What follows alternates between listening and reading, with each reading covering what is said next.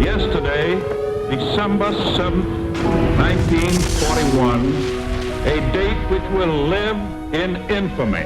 The United States of America was suddenly and deliberately attacked by the Empire of Japan. No matter how long it may take us to overcome this premeditated invasion, the American people in their righteous might will win through to absolute victory. On February 19, 1942, 2 months after the bombing of Pearl Harbor, President Roosevelt signed Executive Order 9066, which led to the internment of more than 110,000 persons of Japanese descent.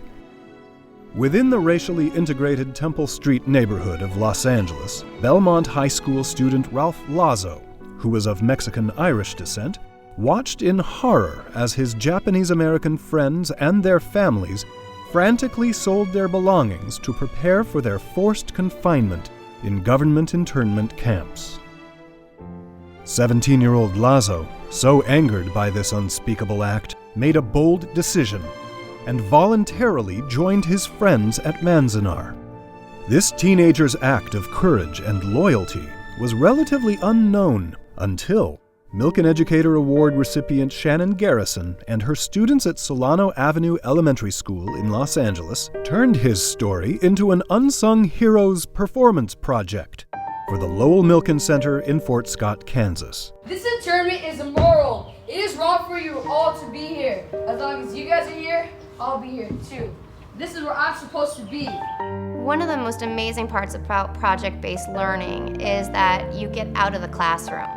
A big part of this project was taking them places where they could experience different things and learn about Ralph Lazo. We went to the Japanese American National Museum in downtown Los Angeles, and they had the opportunity to speak with someone who knew Ralph Lazo. Mr. Frank Kikuchi was in Manzanar with Ralph and was a friend of his. When he was there in Manzanar, he was just like the rest of us. He was a prisoner. He couldn't come and go as he pleased. He was a prisoner. Lazo did his best to keep spirits high at Manzanar by organizing extracurricular activities. He was elected class president and graduated from Manzanar High School with his Japanese-American friends.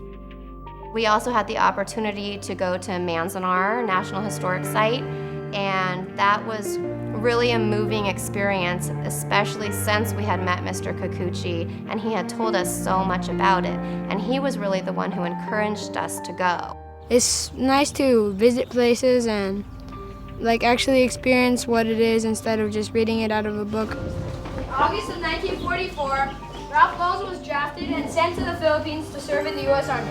He was awarded a Bronze Star for heroism in battle. After the war, Ralph graduated from UCLA. He became a teacher and later a counselor at Valley College. The performance today was really spectacular because it showed how children can research history, incorporate it into a play, and make it come alive.